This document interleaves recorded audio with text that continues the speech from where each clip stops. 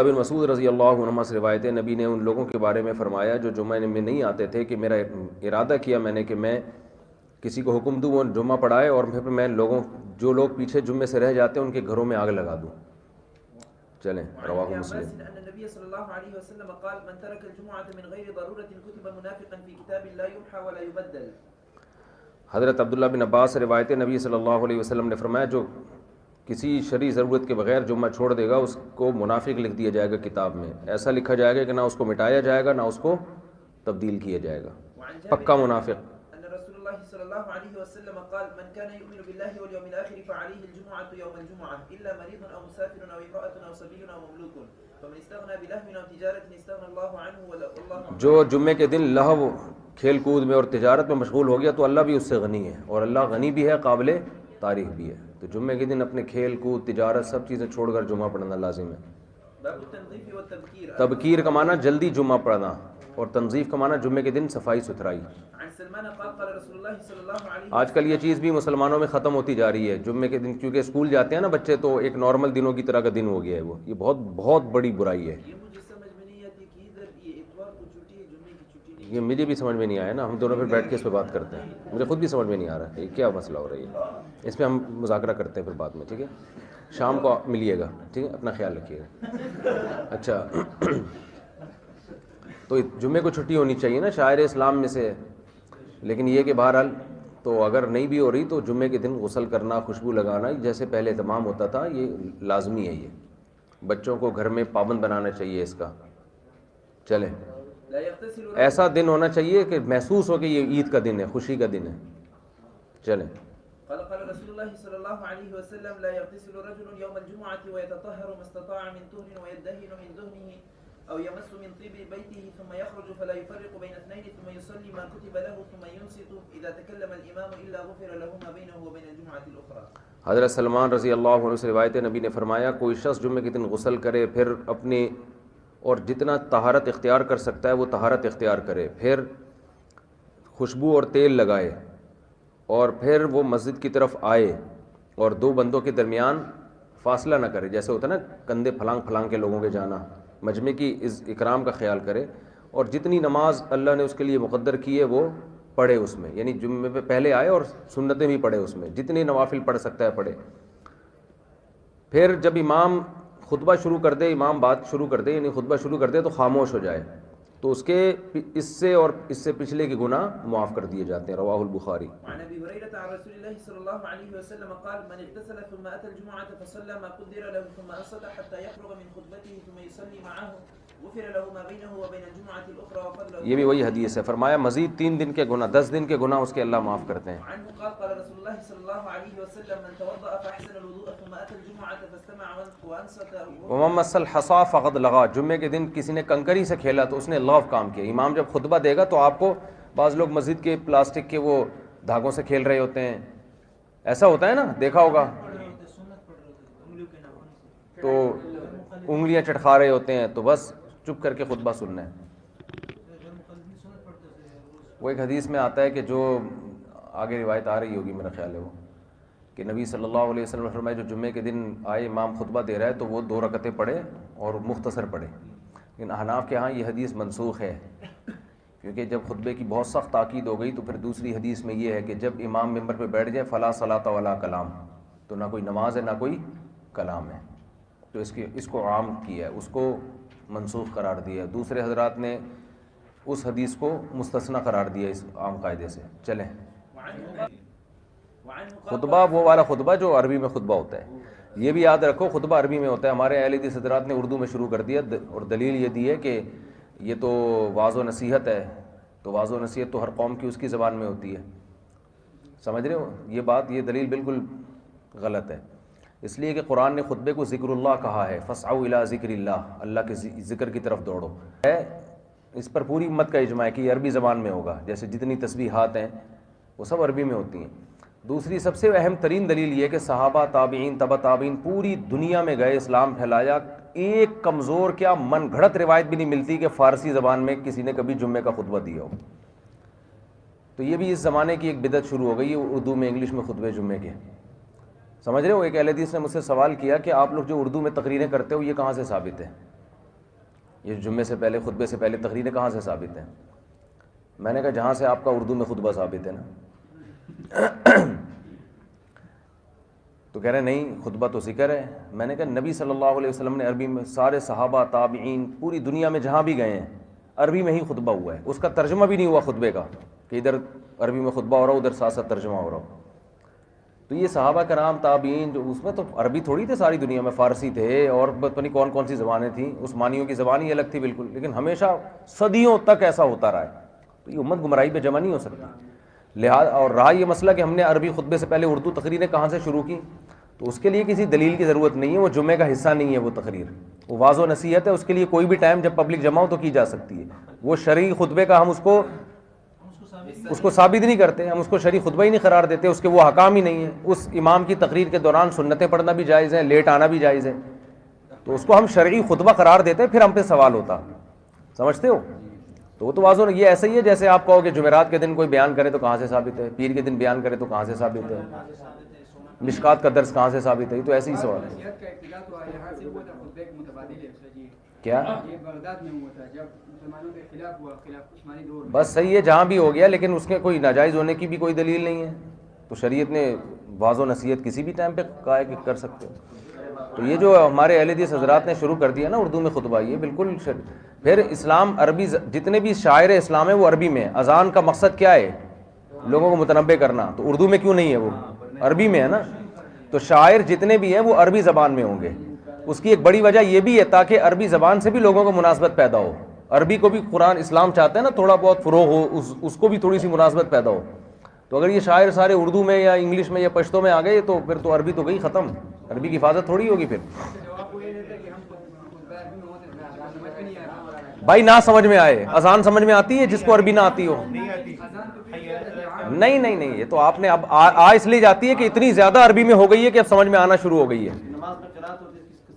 یہ ذکر اللہ ہے تو ذکر اللہ نماز میں قراءت. یہ تو ایسا ہی ہے جیسے ایک مجدد ہیں، انہوں نے اردو میں نمازیں شروع کر دی ہیں کہ یار اصل مقصد تو اللہ کی حمد و ثنا ہے نا.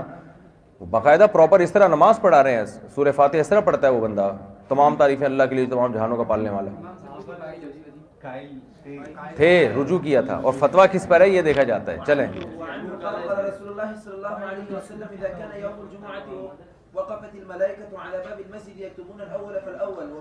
بعض لوگوں نے جمعے کے خطبے کے نام سے اختلافی فروعی مسائل لوگوں کو سمجھانے ہوتے ہیں، وہ چونکہ عربی میں سمجھ میں نہیں آتے تو انہوں نے بعض لوگوں نے آگ بھی لگانی ہوتی ہے فرقہ واریت کی.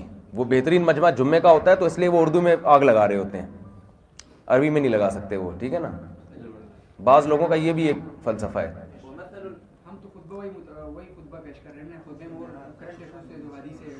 ہاں تو ٹھیک ہے، بتانی چاہیے نا، بتانی چاہیے. حضرت جابر رضی اللہ عنہ سے روایت ہے، نبی صلی اللہ علیہ وسلم نے فرمایا تم میں سے کوئی شخص جمعے کے دن اپنے بھائی کو اس کی جگہ سے نہ اٹھائے اور پھر اس کی جگہ آ کے بیٹھ جائے، لیکن اس سے کہے افسحو کہ بھائی ذرا گنجائش پیدا کرے. حضرت ابو سعید ابو ہریرہ رضی اللہ عنہ دونوں صحابی سے روایت ہے، نبی نے فرمایا جو جمعے کے دن غسل کرے گا اور سب سے بہترین لباس پہنے گا. نبی کی سنت تھی جو سب سے بہترین لباس ہوتا تھا جمعے کے دن اور عید کے دن پہنتے تھے آپ صلی اللہ علیہ وسلم. سب سے اچھا لباس پہنے اور جو اس کے پاس خوشبو ہے وہ بھی لگائے. یہ اللہ کا واسطہ، یہ خوشبویں آپ لوگ لگانا چھوڑ دو، کیونکہ جو چیزیں آپ لوگ لگا رہے ہو نا اس کو خوشبو نہیں کہا جاتا. چھوڑ دو، یہ سر میں درد ہے، آپ لوگ خوشبوئیں ذرا تمیز سے استعمال کیا کرو. اور یہ الکوہلک خوشبوؤں سے ویسے بھی دماغ خراب ہوتا ہے. عربوں والے عطر استعمال کیا کرو جو عرب استعمال کرتے ہیں، وہ بہت زبردست خوشبوئیں استعمال کرتے ہیں عرب لوگ. وہ الکوہلک نہیں ہوتی، الکوہلک خوشبو بھی جائز ہے لیکن یہ کہ وہ بہت، وہ اس سے تازگی نہیں ملتی انسان کو، فریش نہیں ہوتا. اور دوسری بات یہ کہ عطر استعمال کرو لیکن یہ نہیں جو نیمبو کے عرق بیچ رہے ہیں، وہ اچھی خوشبو اچھی ہے. شکریہ آپ کا. چلیں. میرے پاس خوشبوؤں کا پورا تھیلا بھرا ہوا ہے، میں نہیں استعمال، جو لوگ مجھے ہدیے دیتے ہیں میں کبھی نہیں استعمال کرتا. سارے پرفیوم ہوتے ہیں، نہیں ہم سے نہیں استعمال، تو میں بانٹتا رہتا ہوں بادل دینے والے تو محبت میں دے دیں. چلیں. قال رسول الله صلى الله عليه وسلم من غسل يوم الجمعة واغتسل وبكر وابتكر ومشى ولم يركب ودنا من الإمام واستمع ولم يلغو كان له بكل خطوة عمل سنة أجر صيامها وقيامها. حضرت اوس ابن اوس فرماتے ہیں نبی نے فرمایا جو جمعے کے دن غسل کرے غسل یوم الجمعۃ، غسل کا مطلب تو غسل کرانا ہے، یعنی اپنے کپڑے دھوئے، یعنی کپڑے صاف کرے، اور بکرا وبتکرا، اور صبح صبح جلدی پہنچ جائے، اور سوار نہ ہو لوگوں کے کندھوں پہ جا کے، پھلانگ پھلانگ کے نہ جائے کندھے لوگوں کے، اور امام کے قریب جا کے بیٹھے اور خطبہ غور سے سنے، اور کوئی لغو کام نہ کرے، یعنی کنکریوں سے کھیلنا اور یہ سب چیزیں۔ اچھا، تو ہر قدم کے بدلے میں اللہ 1 سال کے اجر کا ثواب دیں گے، یعنی روزوں کا اور تہجد کا ثواب۔ چلیں، وعن عبد الله بن سلام رضي بس الله بکرا عنه وبتکرا ایک ہی معنی ہے یار۔ قال رسول الله صلى الله عليه وسلم ما على احدكم ان وجد ان يتخذ ثوبين ليوم الجمعه سوى ثوبي مهنته۔ عبداللہ بن سلام رضی اللہ عنہ فرماتے ہیں رسول اللہ صلی اللہ علیہ وسلم نے فرمایا ما علی احدکم ان وجد ان یتخذ ثوبین لیوم الجمعۃ سوا ثوبی محنۃ، کہ آپ صلی اللہ علیہ وسلم نے فرمایا کہ کیا اس پہ کیا خرابی ہے کہ کوئی شخص جمعے کے دن الگ سے 2 کپڑے اپنے رکھ لے جو کام کاج کے کپڑوں کے علاوہ ہوں۔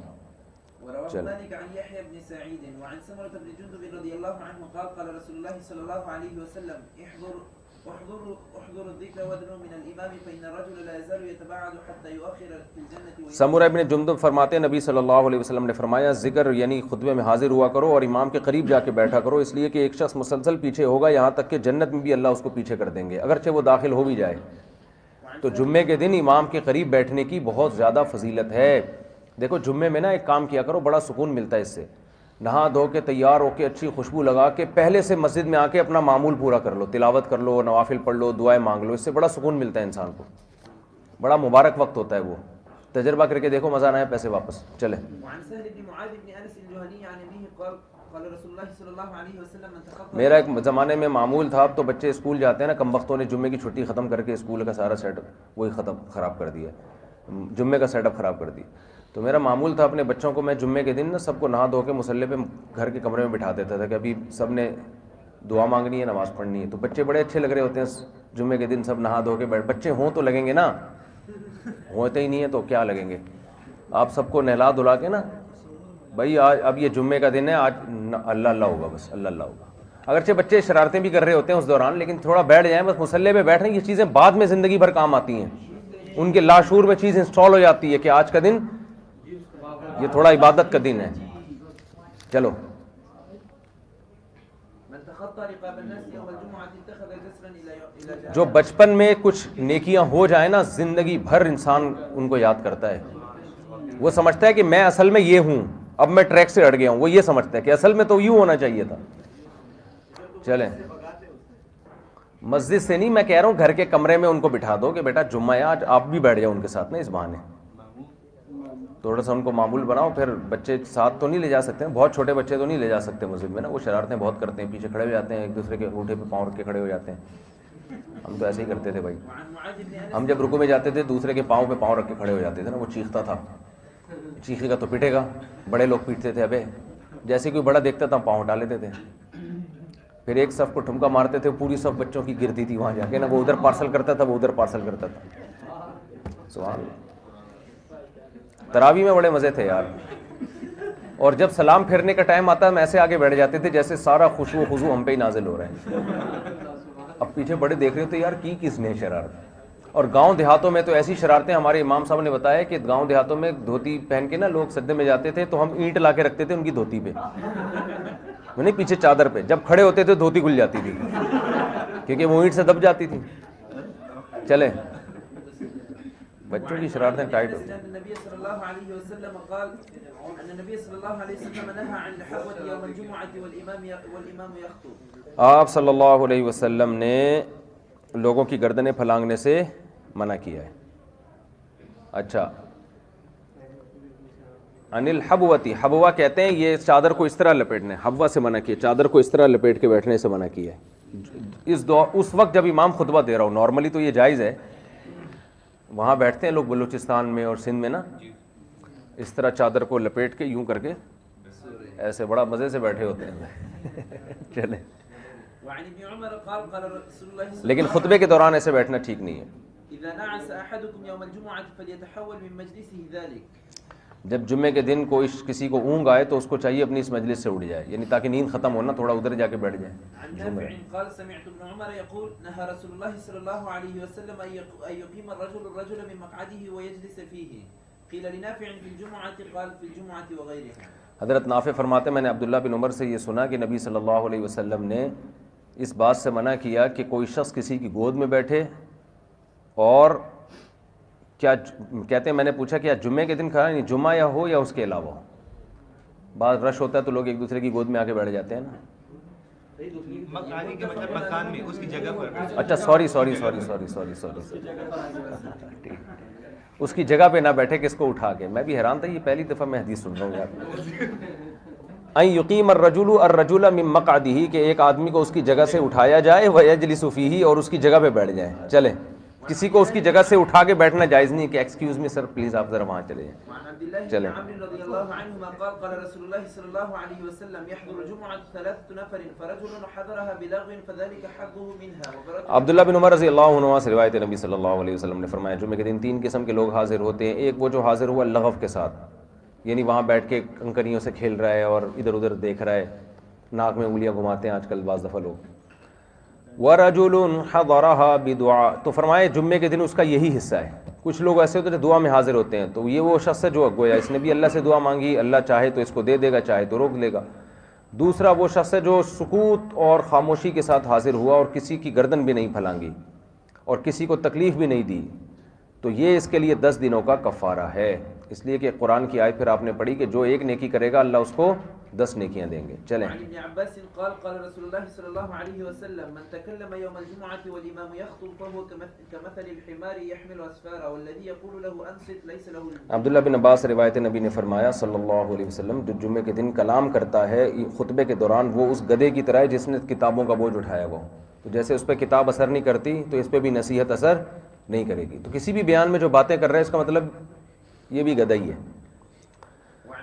اور جس نے کسی دوست ساتھی سے کہا کہ خاموش ہو جا، تو اس کا بھی جمعہ نہیں ہے، یعنی اس خاموش کرانے کی بھی اجازت نہیں ہے. چلیں. قال قال رسول الله صلى الله عليه وسلم في جمعة من الجمعة يا معشر المسلمين إن هذا يوم جعله الله عيدا فاغتسلوا ومن كان عنده طيب فلا يضره أن يمس منه وعليكم بالسواك. آپ نے فرمایا اے معاشر المسلمین، یہ جمعے کا دن ہے جس کو اللہ نے عید کا دن بنایا ہے، اس میں غسل کرو اور جس کے پاس خوشبو ہو تو وہ بھی استعمال کرے. اور فلا يضره أن يمس منه، تو اس میں اس کو یہ چیز نقصان نہیں دے گی. ومن كان عنده طيب فلا يضره أن يمس منه، تو یہ چیز اس کے لیے نقصان دہ نہیں ہے کہ اس میں سے وہ خوشبو استعمال کر لے. یعنی اس میں کیا نقصان ہے، تو وہ خوشبو استعمال کرو. وعلیکم بالسواک، اور مسواک کو بھی لازم پکڑو. رضی اللہ عنہ قال قال رسول اللہ صلی اللہ علیہ وسلم حقا على المسلمین ان يغتسلوا يوم الجمعة وليمس احدهم من طيب اهله فإن لم يجد فالماء له طيب. حضرت برا رضی اللہ عنہ سے روایت ہے، نبی نے فرمایا مسلمان پر لازم ہے کہ جمعے کے دن غسل کرے، اور تم میں سے ہر شخص اپنے گھر والوں کی گھر میں جو خوشبو ہے وہ استعمال کرے، اور اگر خوشبو نہ ہو تو پھر پانی ہی خوشبو ہے، یعنی پانی سے اچھی طرح نہا لے. چلیں. باب الخطبة والصلاة. الفصل الأول عن أنس أن النبي صلى الله کیا عليه وسلم بس چپ رہنا چاہیے خطبے میں. أن النبي صلى الله عليه وسلم كان يصلي الجمعة حين تميل الشمس. نبی صلی اللہ علیہ وسلم جمعہ اس وقت پڑھتے جب سورج زائل ہو جاتا، زوال کا وقت شروع ہوتا، سورج ڈھلک جاتا، قال ما كنا یعنی بہت جلدی پڑھتے تھے جمعہ. ما كنا نقيل ولا نتغدى إلا بعد الجمعة. حضرت سہل ابن سعد فرماتے ہم قیلولہ بھی کیا کرتے تھے اور دوپہر کا کھانا بھی جمعے کے بعد کھایا کرتے تھے. ویسے ظہر کے بعد صحابہ کا معمول تھا کھانا کھا کے قیلولہ کرنے کا، لیکن جمعے کے دن نماز سے پہلے معمول تھا، قیلولہ کرنے کے بعد ظہر پڑھا کرتے تھے. نہیں کرتے تھے الا بعد الجمعہ، مگر جمعے کے بعد نا. تو ظہر کی نماز میں صحابہ تاخیر کرتے تھے، کھانا بھی پہلے ہوتا تھا اور قیلولہ بھی پہلے ہوتا تھا. اور جمعے کے دن جمعہ پہلے ہوتا تھا، کھانا اور قیلولہ جمعے کے بعد ہوتا تھا. جمعے میں تعجیل افضل ہے، بہت اہم سنت ہے.